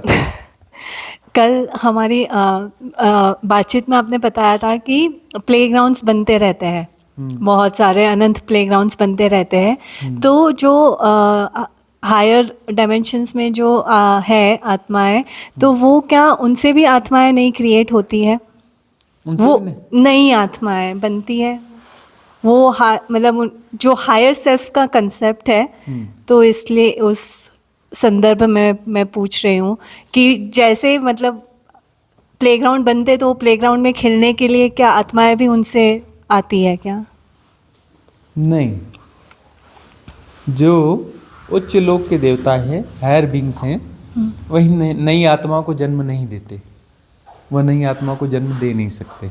आत्माओं को कोई जन्म नहीं दे सकता। माँ बाप बोलते हैं हमने आत्मा को जन्म दिया, फिजूल की बात करते हो, आत्मा को कैसे जन्म दोगे? वो तो शरीर का बायोलॉजिकल जो एक बॉडी है उसको जन्म दिया। आत्मा तो अपने से आ रही है। तुम आत्मा के बारे में तुम्हारा कोई वो नहीं है, वो अपने से आ रही है, अपनी यात्रा कर रही है। उसको चाहिए था कोई टूल चाहिए था, उसे मार्ग चाहिए था, उसने ढूंढा किधर है, किधर बन रहा है। मालूम है कि वो प्लेग्राउंड है, प्रकृति जो है प्लेग्राउंड बनाती रहती है और खिलाड़ी अपना सारे जो है। अब प्लेग्राउंड में आपको बैट भी तो चाहिए ना, बॉल भी चाहिए ना। अब वो प्लेग्राउंड में उतरने के लिए आपको शरीर भी चाहिए ना, तो प्रकृति बनाती है। बेहोश, बड़ी बेहोशी में काम वासना बेहोश कर देती। तुम बच्चा पैदा करना ना चाहो बच्चा पैदा हो जाता है ना, बेहोशी में। तुमको धक्का दे दे के पैदा करवाएगी, भाई प्लेग्राउंड है तो खिलाड़ी भी तो चाहिए ना, है ना। तो खिलाड़ी के लिए जो है वो उनकी ड्रेस भी तो चाहिए ना, तो ड्रेस बनाते रहते, खिलाड़ी बोलते आजा आजा आजा तेरी ड्रेस तैयार हो गई, घुस जा, है ना। तो वह जो है इसीलिए बेहोशी रहती है, बड़ी बेहोशी रहती है काम वासना में, एकदम मैकेनिज्म तरह से, उसमें कुछ भी बस में नहीं रहता, काम वासना में कुछ भी बस में नहीं रहता। ये प्रकृति का सबसे बड़ा हथियार, प्रकृति मतलब उसका आधार ही है ना, प्रकृति का आधार ही है काम वासना। और कोई गलत चीज़ थोड़ी ना है काम वासना, काम वासना गलत चीज़ थोड़ी ना है तो है, वो तो गलत। तुम कैसे तय करोगे सही है गलत है, मतलब परमात्मा गलत है, काम वासना गलत है, परमात्मा गलत है। अरे भाई सृष्टि इस प्रकार से चलती है, प्रकृति इस प्रकार से चलती है, ऐसा होता है, ये सिस्टम है, ये सिस्टम जो है परम नियम है, ये परम नियम गलत है, पाप है, काम वासना पाप है। तुम पाप से पैदा हुए हो ना, पाप से पैदा हो तो तुम तो पापी हो गई होगे, तुम पाप कर्म से पैदा हुए हो, काम वासना से पैदा हुए हो। कहाँ की फिजूल की बातें करते हो। अरे प्रकृति का आधार है, ठीक है ना। होश जगाना है, होश जगाते जगाते जगाते जो है सबसे प्रगाढ़ चीज काम वासना है, तो काम वासना में भी होश के साथ प्रवेश कर लो। भगवान शिव कहते हैं काम वासना में भी होश के साथ प्रवेश कर लो। उसमें यदि तुम जाग गए तो जाग गए, पूरे ही जाग गए, है ना। वहां यदि जाग गए तो पूरे जाग गए, प्रकृति से ऊपर उठ जाओगे, प्रकृति के विरोधी नहीं होगे, सिर्फ प्रकृति से ऊपर उठोगे। विरोध क्या करना है, वो तो हमारे होने का ढंग है ना। तो जो हायर बीइंग्स हैं वो आत्माओं को जन्म नहीं देती ना, लोअर बीइंग्स जन्म देती हैं, जन्म कोई नहीं देता, वो तो प्रकृति का नियम है, अपने आप होता है, तो दला है ना। इसको कुछ करना नहीं होता है, अपने आप जो है आत्माएं आती हैं, स्प्लिट होती हैं। कैसे स्प्लिट होना है, कहाँ होना है, क्या होना है, वो प्रकृति के नियम के तहत है। वह जो है शाश्वत नियम है, उसमें कोई करता है, कोई द्वैत जो है, अब हायर बीइंग्स भी कोई द्वैत है, वह मैनेजमेंट में सहयोगी हैं। हायर बीइंग्स के बहुत बड़े बड़े रोल हैं, उनके रोल्स होते हैं लोअर डायमेंशंस के लिए, अपने रोल वो निभाते रहते हैं, ऐसा नहीं, उनके बहुत सारे रोल्स होते हैं, वो सपोर्ट सिस्टम है। वे प्लेग्राउंड में है ना, रेफरी के बगैर खेल खेल लोगे, रेफरी चाहिए कि नहीं चाहिए, तो हायर बीइंग्स रेफरी है। हायर विंग्स जो है वो भी तय करते हैं कौन सा, हाँ बहुत सारे लोग, कोई खिलाड़ी का चयन करता है कौन सा खिलाड़ी किस टीम में रहेगा, क्या रहेगा, तो वैसे सजेस्ट करते हैं, अरे इधर इधर तुम्हारा इधर वाला ठीक है, तुम्हारा ये सिस्टम था ना, इधर काम आएगा, तुम इधर जाओ, इस टीम में जाओ, तुम इधर जाओ, तुम ऐसा करो, तुम ऐसा करो। जन्म लेते समय जो है वह सब सहयोग प्रदान करते हैं, सबकी अपनी भूमिका है। लेकिन ये जो प्लेग्राउंड जितने भी हैं ये इसी डायमेंशन के प्लेग्राउंड से, हायर बीइंग्स के प्लेग्राउंड अलग हैं, उनका लोक अलग है। ये कितनी भी अनंतता हो, कितने भी अनंत प्लेग्राउंड्स हो, ये इसी डायमेंशन के प्लेग्राउंड है। ओके। ये दूसरे प्लेग्राउंड के डायमेंशंस नहीं है, जो अनंत प्लेग्राउंड, उस डायमेंशन में भी अनंत प्लेग्राउंड है, और वहाँ पर भी बनते रहते हैं। उसके अगले डायमेंशन में भी अनंत प्लेग्राउंड है, वो भी अनंत बनते ही रहते हैं, बनते ही रहते हैं, कभी कुछ रुकता ही नहीं यहाँ पर, कभी कहीं कुछ रुकता ही नहीं। हमारी फैक्ट्री जो है ना दिन रात चलती है, नो वेकेशन। क्वेश्चन को आगे बढ़ाते हुए तो कहते हैं कि हम हर एक का एक हायर सेल्फ रहता है, वो मतलब मैंने पिछले कुछ दिनों में एक बुक पढ़ी थी यूनिफाइड, जो माँ अवतार बाबा जी की चैनल की हुई बुक है, तो उसमें कुछ टेक्निक्स दी हुई है जिससे आप अपने हायर सेल्फ के साथ कनेक्ट हो सकते हैं और उससे गाइडेंस ले सकते हैं। अब देखिए हायर सेल्फ के साथ जुड़ना क्या है, ये बहुत बड़ी बात चलेगी। हायर सेल्फ क्या है, हमारा हायर सेल्फ वहाँ है और हम यहाँ पर हैं, है ना। ये बात बहुत चल रही है, लोग इसे समझना चाहते हैं और कंफ्यूज बहुत ज़्यादा है, सुन रहे हैं समझ रहे हैं लेकिन कंफ्यूज बहुत जाते हैं कि हायर सेल्फ वाला मसला है क्या, मामला आखिर है क्या। सुन रहे हैं, समझ रहे हैं, लेकिन बात समझ में आ नहीं रही, हजम हो नहीं रही ठीक से। ये है क्या कि हम यहाँ पर हैं, कोई हमारा हायर सेल्फ है, हम अपने हायर सेल्फ से प्रार्थना कर रहे हैं, है ना। समझने की कोशिश करो कि उच्च लोक में जो भी हैं, बहुत गौर से समझो, सब तुम्हारे हायर सेल्फ है। क्योंकि द्वैत तो है ही नहीं, दूसरा तो कोई है ही नहीं, है ना। तुम्हारे होने का ढंग एक यह है, और हायर सेल्फ में देखते हो कि हमारे होने का एक ढंग यह भी है, हमारे होने का ढंग यह भी है, हमारे होने का ढंग यह भी है। गुरु कौन है? तुम्हारा हायर सेल्फ है। हाँ, कोई बुद्ध पुरुष कौन है? तुम्हारा हायर सेल्फ है। हर कोई तुम्हारा हायर सेल्फ है, जो भी चेतना में उच्च तल पे, सब कोई तुम्हारा हायर सेल्फ है। कोई पर्टिकुलर हमारा हायर सेल्फ है, पर्टिकुलर ही होना चाहिए, पर्टिकुलर वाला हायर सेल्फ। वह देखो कि तुम्हारी समस्याएं जैसी हैं, तुम्हारी वैसी साधना पद्धतियां तुम्हारी वैसी होंगी। हर व्यक्ति की साधना पद्धतियां अलग अलग होती हैं, क्योंकि उनकी समस्याएं अलग अलग होती हैं, उनके विकार का ढंग अलग होता है। तो विकार का ढंग अलग होना जो तुम्हारे व्यक्तित्व का ढंग है, मतलब तुम इस प्रकार के व्यक्ति हो, मतलब तुम इस बीमारी की श्रेणी में, इस बीमारी से ग्रस्त हो। मेरा व्यक्तित्व ऐसा ऐसा, अच्छा तुम इस प्रकार की बीमारी वाले हो, तुम्हारी बीमारी यह है, ठीक। तुम्हारे व्यक्तित्व जितने ढंग है उतने वो तुम्हारी बीमारियों का प्रकार है, वो तुम्हारे बीमारियों के प्रकार है, उतने तुम्हारे चिकित्सा के प्रकार होंगे, उतने तुम्हारे चिकित्सा के प्रकार होंगे। तो वो जो चिकित्सक हैं, यानी तुम्हारी जो हायर बींग्स हैं, मतलब जो यहाँ से इस बीमारी से उठ करके वहाँ तक गए, उनकी बीमारी कम हुई और कम हुई और कम हुई, स्वास्थ्य उनका बढ़ता जा रहा है। तो तुम्हारे ढंग से जहाँ जहाँ रेजोनेंस बैठता है, तुम्हारे ढंग से जहाँ जहाँ रेजोनेंस बैठता है कि तुम्हारी उनकी भी बीमारी ऐसी ही थी लगभग, और तुम जो है वो वहाँ से उठ के वहाँ गए, तो तुम उस रेजोनेंस में कहीं ना कहीं आओगे, है ना। वो तुम्हारे हायर सेल्फ की तरह रहेगा। अरे बीमारी ऐसी थी, ऐसे ऐसे करने पे ठीक हुआ मैं, कोई मिल जाता है ना, अरे ये बीमारी मेरे को भी थी, मैंने ना ये दवा खाई, ये किया, ऐसा परहेज किया, ऐसा फलाना किया, ऐसा ठिकाना किया, तो जो है मेरे को बड़ा फ़ायदा हुआ। तो अच्छा ठीक मैं भी करता हूँ, गाइडेंस आ गया ना। तो जो है अब जो है हायर विंग्स का भी मतलब क्या है, जो पहले यहाँ रही हो, लोअर विंग्स में रही होंगी, वही तो हायर विंग्स हैं। तुम कौन हो? तुम भी हायर विंग्स थे, और अभी लोअर विंग्स में फिर जन्म लिया गोल्डन एरा में, है ना।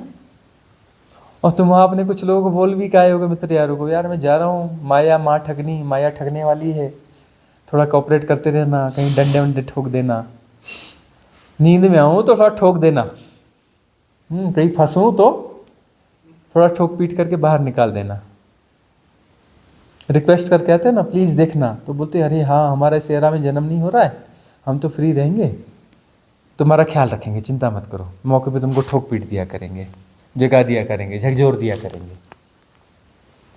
गौर से देखो तो वो कौन है?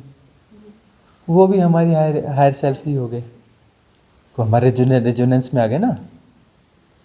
तो हायर सेल्फ कोई एक होता है, ये बेकार की बात है। अरे एक तो वो होता ही है, जो एक ही है, वो तो तुम्हारा हायर सेल्फ एक ही है, सबका एक ही है, वो तो एक ही है। लेकिन यहाँ पर भी कोई एक होता है, ये मामला नहीं है। तुम जो बने हो ना, बहुतों के प्रतिदान से बने हो।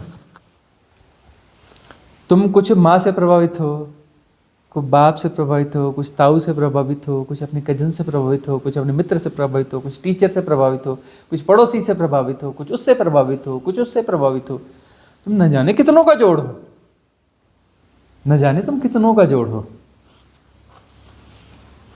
तो वहाँ पर जो है उतना हर जगह से कुछ ना कुछ होता है। तो गुरुजी यहाँ पे मतलब है, जोर से, यहाँ पे मतलब जोर से बोलो। तो यहाँ पे मतलब है कि जो हमारी जिस पार्ट को हमें पता नहीं अभी तक, जो हम साधना कर रहे हैं, ठीक है, और एक है जो मतलब जो हमारे फॉल्स आइडेंटिटी है, जैसे मेरा नाम शांति है तो this is my false identity, और एक है जो शांति को मैं नहीं जानती हूँ। तो ये जो आप हायर सेल्फ एल्बिंग की बात कर रहे हो वो सब एक है, और उसे हम नहीं जानते, और वो सब एक है, और वही साक्षी बोलो कुछ भी नहीं बोलो नहीं, वो साक्षी वाक्षी अलग चीज़ है, ये हायर सेल्फ अलग चीज़ है, साक्षी वाक्षी अलग चीज़ है। और जो है ये साइंती वहंती ये तो नाम रूप भ्रम है। इसके चक्कर में इतने स्थूल रूप में कहाँ फंस रही हो। हायर सेल्फ का अंदर मतलब है हमारे होने का ढंग, है ना।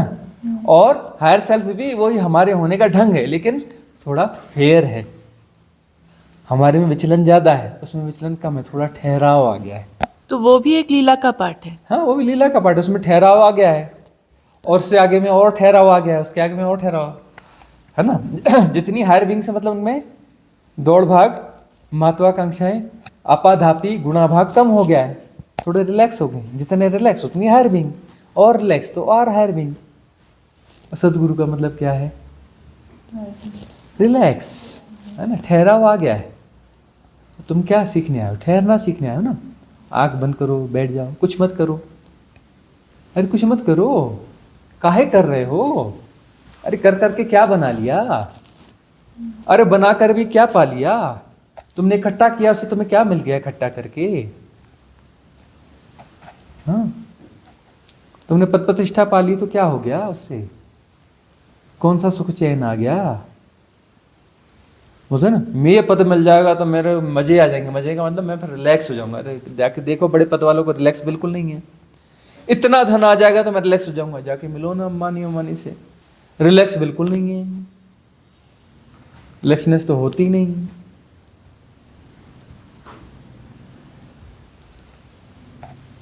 गलत गुणा गणित में पड़ गए, इसलिए मैथमेटिक्स में मत जाओ, मैथमेटिक्स में जाओ, है ना। वो क्या है, उलटवासियाँ कबीरदास जी की, क्या क्या कहते हैं किसी को उलटवासी का याद है कबीरदास जी की? क्या मछली जो है पेड़ों पे चढ़ गई, और क्या पानी में आग लग गई, है ना। उलटवासियाँ बोलते हैं, इसलिए बोलते हैं उलटवासियाँ। मैथमेटिक्स कि तुम जो है ना ये पैटर्न अपने तोड़ो, ऐसे से ही ऐसा होगा, है ना। इतना धन इकट्ठा हो जाएगा तो ठहराव आ जाएगा। अरे उससे और ठहराव नहीं है, विचलन आएगा। यह पद मिल जाएगा, हम जो है मंत्री हो जाएंगे तो हमारे जीवन में ठहराव आ जाएगा। ठहराव नहीं आएगा और विचलन आएगा, है ना। रॉन्ग एजुकेशन, उससे इन्फ्लुएंस होते सारे। इन्फ्लुएंस जो रॉन्ग एजुकेशन है। गार्बेज का मतलब ऐसा इन्फ्लुएंस जो तुम्हें कहता है ऐसा करोगे तो जीवन में आनंद और आएगा, जबकि वह ऐसा करोगे तो उल्टा आनंद और घट जाता है, और विचलन बढ़ जाता है, और दौड़ भाग बढ़ जाती है।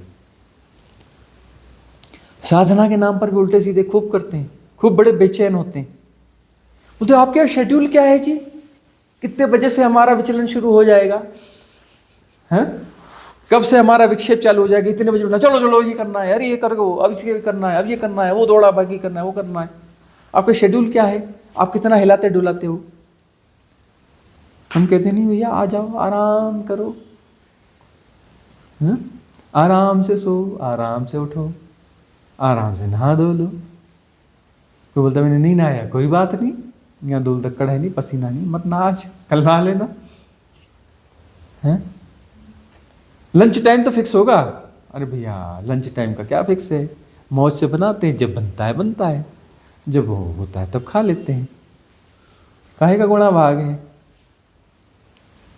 टाइम को जीने आए हो क्या? अरे टाइम से बाहर निकलने आए हो, समय के मैट्रिक्स को तोड़ने आए हो। समय के मैट्रिक्स को जीने, क्या शेड्यूल है जी? शेड्यूल का मतलब क्या है? Time matrix. शेड्यूल का क्या मतलब है? Time matrix. अरे तुमको टाइम मैट्रिक्स से बाहर निकालने हैं भाई। काहे का शेड्यूल, काहे का क्या? कितनी देर का सेशन होता है, हमें क्या पता कितनी देर का होता है? कितने बजे होता है, हमें तो पता ही नहीं कितने बजे होता है। कितने सेशन होते हैं, हमें पता ही नहीं। पूछते कितना क्या होता है, हमें पता ही नहीं, भी हम कैसे बताएंगे? तो आप ही तो ऑर्गेनाइज करते हैं, आप ही तो सेशन लेते हैं भाई, हम नहीं लेते। हमने कोई रिट्रीट हमने नहीं रखी है, हम कोई सेशन वेशन नहीं लेते हैं। हम कुछ ऑर्गेनाइज नहीं करते हैं, हो रहा है भाई, पता चल रहा है कुछ कुछ हो रहा है। हाँ, हमें पता चला कि रिट्रीट होने वाली, अच्छा हो गई तो हो गई भाई, देख रहे रिट्रीट हो रही है। केवल 4 महीने चलेगी, हमें क्या पता चलेगी कि नहीं चलेगी। ऐसा हुआ था अभी 4 महीने होने वाली, ऐसा पता चला था, हमें तो बता दिए थे चलेगी नहीं चलेगी। हम क्या, हमें क्या पता, शायद चल जाएगी। हमने रिट्रीट ऑर्गेनाइज करते हैं ना, हम सेशन लेते हैं, होते हैं, पता चलता है सेशन हो रहा है। क्या बोलने वाले हमें क्या पता, क्या बोलने वाले, कौन सा ध्यान होगा हमें क्या पता, कौन सा ध्यान होगा, उसका नाम क्या होगा पता। जब हो जाएगा तब सोच लेंगे इसका नाम क्या है, पूछ लेंगे इसका नाम क्या रखना है। कोई ध्यान यदि घट जाएगा तो पूछ लेंगे इसका नाम क्या रखना है, कोई ना कोई नाम रख देंगे बाद में। अरे गुणा भाग में जीने आए हो क्या, गुणा भाग से बाहर निकलने आए हो। ये हायर बीइंग्स में ऐसा ही होगा वैसा ही होगा, अरे कुछ स्थिर नियम नहीं होते यहाँ पर। ऐसा ही होगा, ऐसा ये होता है, वैसा फलाना होता है, इस परिभाषा के अंदर आता है। अरे सत्य परिभाषा के भीतर आता ही नहीं, सब रहस्यमय चीजें हैं, ये किसी परिभाषा में नहीं आती। परिभाषा में हर चीज को परिभाषा में, ये फलाना है जी, वो क्या बोलते हैं, ट्विन सोल, और क्या बोलते हैं सोलमेट, और क्या बोलते हैं, हाँ ये हायर सेल, और क्या क्या पता नहीं क्या क्या परिभाषाएं बनाते हैं। सत्य परिभाषा में आता है क्या, सत्य की परिभाषा है। तो सत्य के लिए यहाँ काहे आए हो, वो कोई यूनिवर्सिटीज में कोर्स होगा ना सत्य का, डिप्लोमा होगा, डिप्लोमा कर लो सत्य का, सत्य का एक डिप्लोमा कर लो, वो पूरी परिभाषा के साथ समझा देगा कोई प्रोफेसर। हैं, यहाँ काहे आए हो, ऐसे आदमी को पास आए हो जिसको पता ही नहीं कि सेशन कब होगा, कितने बार होगा, किस पे होगा, यह भी नहीं पता कि सेशन का सब्जेक्ट क्या होगा। जाओ यूनिवर्सिटी में फिक्स रहता है इतने बजे होगा सेशन, इस से रिलेटेड सेशन होगा, ऐसा होगा वैसा होगा, है ना, सब कुछ जो है फिक्स होता है।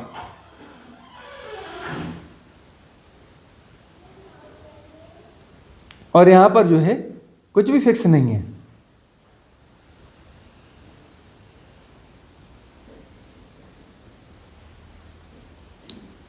किसी नियमबद्धता के चक्कर में न जाओ। नियमबद्धता, अतिशय नियमबद्धता जो है वह हिप्नोटाइज कर देती है तुम्हें, और वह हिप्नोटिज्म जो है सेपरेशन को पैदा कर देता है। बहुत चल रहा है फलाना ढिकाना, हायर सेल्फ ऐसा, ये ऐसा, इसकी परिभाषा ये, इसका ये नियम ये, और उस पर किताब ये वाली, है ना, ये वाली किताब पढ़ो, इस किताब को फॉलो करो। इस किताब को जिसने समझ लिया वो पार हो गया, जिसने इस किताब को नहीं समझा वो पार नहीं होगा। इस किताब में नियम नंबर फलाना, उस नियम के अनुसार ऐसा होता है, नियम नंबर फलाना, इसमें ऐसा होता है।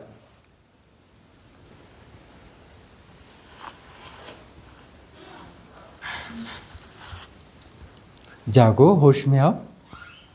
और एक परिभाषा तोड़ दीजिए आप, मल्टी डायमेंशनल बीइंग क्या होता है। मल्टी डायमेंशनल बीइंग, हाँ, हम कहते हैं कि हम अलग अलग तल पे जीते हैं। और कौन सी फिल्म थी, संजीव कुमार का 2 रोल थे और एक और था ना, कितने रोल थे, अंगूर। अंगूर कई में तो 5-5 7-7 हाँ हाँ हाँ, कोई ना कोई फिल्म होगी। कौन सी कंपनी की फिल्म है क्या, मल्टी डायमेंशनल बीइंग, हॉलीवुड की फिल्म है क्या। हाँ सब हो जाता है इसमें, हाँ कुछ भी हो सकता है हॉलीवुड की फिल्म में, कुछ भी हो सकता है, सब होगा, बराबर होगा। ढूंढ लेना, कोई ना कोई फिल्म में होगी ये। अरे नहीं होगी तो वो अपना जो है ना उठा करके किसी हॉलीवुड वाले को, मुझे सो रहा है क्या, इसे बनाना फिल्म। किसी ने स्टोरी लिख दी, स्टोरी लिख दी और तो फिल्म नहीं बना रहा है।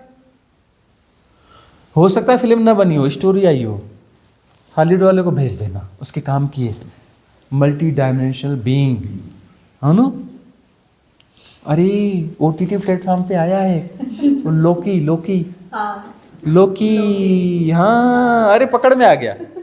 हाँ वो हॉलीवुड वालों, अरे हॉलीवुड वाले बड़े बड़े स्मार्ट हैं, बड़े स्मार्ट हैं। वो कहानियाँ लिखवा भी देते हैं, उसको प्रचारित भी करवा देते हैं, उस पर फिल्म भी बना देते हैं, और वो इन्फ्लुएंस पूरी दुनिया में फैल भी जाता है।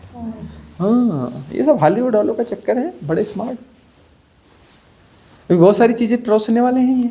हाँ, फिर उसमें बहुत सारी फिल्में भी आएंगी। अब तभी तो फिल्में चलेंगी जब तुम इन प्रश्नों से उलझ पुलझ रहे हो। इस पर कोई फिल्म आ जाएगी, अपने आप हिट हो जाएगी, अरबों खरबों रुपये कमाएगी, डॉलर कमाएगी, डॉलर, है ना। उसके ऊपर सब वर्जन आते हैं, हिंदी वर्जन आते हैं, और हर भाषा में वर्जन आ रहे हैं। इतनी हिट होती है और हर वर्जन हिट होता है भाई। बड़ा धार्मिक प्रश्न है ना। किस लेखक ने लिखा है? धार्मिक। और जो है महान धार्मिक कोई जो है, वो जो प्रोड्यूसर होगा हॉलीवुड का, है ना, कोई सदगुरु जो है हॉलीवुड का, वो इस पर फिल्म बनाएगा, है ना। कहाँ चक्करों में पड़े हो? सत्य बड़ा सीधा है, सरल है, क्यों जटिलताओं में जाते हो? ऐसा वैसा यह वो। जहाँ जटिलता है ना, सावधान, धंधा चल रहा है, सावधान, बिजनेस इन प्रोग्रेस। बोलते वो क्या, रोड सड़क, ऐसे बिजनेस इन प्रोग्रेस। हाँ, वो work in progress, work in, business in progress, सावधान, बिजनेस इन प्रोग्रेस, है ना। कुछ नया धंधा पैदा कर रहे हैं, न्यू बिजनेस पैदा कर रहे हैं, ठीक है ना। ये इस युग की सबसे बड़ी खतरनाक बात है। ऐसे न जाने कितने लोग पैदा होंगे, क्योंकि भाई जीवन इतना मोनोटोनस है, इतना ये है, इतना बोरिंग है, और इतने दौड़ भाग है, इतना फ्रस्ट्रेशन है। लोगों को नया चाहिए, नया ढूंढ रहे हैं। तो कुछ भी जो है उल्टा सीधा कॉन्सेप्ट बना के कुछ नया करके जो है परोस दो। लोग तो फ्रस्ट्रेट वैसे ही हैं, लोगों को कुछ नया चाहिए, थोड़ा सा उसमें उत्तेजना आ जाएगी, है ना। अब तो वो ड्रिंक विंक भी काम नहीं करते, बोले ये भी ब्रांड पी लिया, ये भी ब्रांड पी लिया, अरे वीड भी पी ली, मज़ा नहीं आ रहा है आजकल। वो बोले वीड में भी मज़ा आ रहा है, वो कौन सी रेव पार्टियाँ वाटी, बोले रेव पार्टियों में भी मज़ा नहीं आ रहा है, कुछ नया ढूंढो। बोले नया, ये बोले नया ये है, ये लो मल्टी डायमेंशन। अच्छा हम मल्टी डायमेंशन बीइंग हैं, चलो ढूंढते हैं हम, और कहाँ पर हैं, अपने उसको ढूंढते हैं। हाँ, हायर सेल्फ, अच्छा हमारा भी हायर सेल्फ रहता है, चलो उससे प्रार्थना करते हैं, अरे फलाना ऐसा कर दे, वैसा कर दे, ये कर दे। हायर सेल्फ वो है, मतलब जब हम मेडिटेशन करते हैं तो दो पार्ट रहते हैं ना, एक पार्ट कोई जो चपर चपर चपर करता है और एक उसको देखता है। तो मुझे लगता था हायर सेल्फ मतलब वो है कुछ ऐसा कुछ। वो तो दुनिया भर की चीज़ें चलती रहती हैं। सत्य बड़ा सरल है, सीधा है। यदि सत्य सीधा सरल नहीं है, मतलब तुम जटिल हो। सत्य तो सीधा सरल है और सत्य ही है, लेकिन तब भी तुम सत्य से बाहर हो। सत्य के, तुम सत्य हो, सत्य के बीच में हो, तब भी तुम सत्य से बाहर हो। कितने और बड़ा रहस्य है भाई, कितना बड़ा मैजिक है, इससे बड़ा कोई मैजिक होगा। तुम सत्य हो, तुम सत्य हो, तुम्हारा होना सत्य है, सत्य के अतिरिक्त कुछ है ही नहीं, और तुम सत्य के बाहर जी रहे हो। इससे बड़ा कोई मैजिक हो सकता है क्या? तुमसे बड़ा कोई जादूगर हो सकता है? हाँ, मछली बोलती है समुद्र कहाँ है, समुद्र कहाँ है, और खूब भटकती है, खूब तेजी से तैरती है, समुद्र बताओ मुझे, समुद्र की परिभाषा बताओ। कौन सा हायर सेल्फ है जो मुझे समुद्र से मिलाएगा और ये करेगा वो करेगा। समुद्री खूब फड़फड़ा रही मछली अंदर अंदर, बताओ मुझे समुद्र से मिलना है, समुद्र कैसा है, यह कैसा है, इसमें फलाना कॉन्सेप्ट काम करेगा कि नहीं, ढिकाना कॉन्सेप्ट काम करेगा कि नहीं, यह क्या है वो क्या है। हायर सेल्फ से मिलाओ, वो हमारी वो सोलमेट कहाँ है उसको मिलाओ ताकि समुद्र से मिला सके। वो कौन सा स्प्लिट क्या है, क्या क्या बोलते हैं, ट्विन फ्लेम, उससे मिलाओ ताकि समुद्र से हमारा परिचय हो सके। हाँ, किस पागलपन में पड़े हो, होश में आओ। सत्य सरल है, सीधा है, ठहर जाओ बस, और कुछ नहीं करना। तुम्हें दौड़ाया जा रहा है हायर सेल्फ के नाम पर, क्या मल्टी डायमेंशनल बीइंग के नाम पे दौड़ाया जा रहा है। कौन से लाभ फलाना और ये उस नाम पे दौड़ाया जा रहा है। कौन से पोर्टल खोले जा रहे हैं, पोर्टल को ढूंढो, पकड़ो पकड़ो, वो उधर है पोर्टल, इतनी यात्रा करो, वहाँ जाओ, पोर्टल को पकड़ के घुस जाओ उसके अंदर, निकल जाओ उधर से। वहाँ से कोई विमान आएगा हायर बीइंग्स का, और उस विमान में बैठ के तुम जाना। हाँ, दौड़ाया जा रहा है तुमको, हाँ, धर्म के नाम पे, साधना के नाम पे दौड़ाया जा रहा है। हमें तो नहीं आता भाई ये सब। हम तो कहते भैया रिलैक्स, शांत, मौन, बैठ जाओ भाई, काहे कुछ कर रहे हो, काहे दिमाग लड़ा रहे हो। हाँ, इतना दिमाग लड़ाया तब भी बात नहीं बनी, समझ नहीं आता। रिलैक्स, छोड़ दो, गुणा भाग छोड़ दो, गुणा भाग छोड़ दो, शांति से बैठ जाओ। सब हो रहा है, झाड़ू लगाना हो जाओ, खाना बनाना हो जाओ, ट्रैकिंग करना हो जाओ, खिलखिलाना हो जाओ, भोजन करना हो जाओ, स्नान करना हो जाओ। किसी गुणाभाग की जरूरत क्या कहाँ है, क्यों है? बड़ी सीधी सादी सी बात आती है, हमें इससे ज्यादा कुछ आता नहीं है। ये कॉन्सेप्ट की गहराइयाँ हमें नहीं समझ में आती, हमें आती ही नहीं भैया। हम सोचो कि हम समझा देंगे, हम नहीं समझा सकते, हमारे सिर के ऊपर हैं, है ना। हमें एक ही चीज़ आती है, रिलैक्स, ठहर जाओ।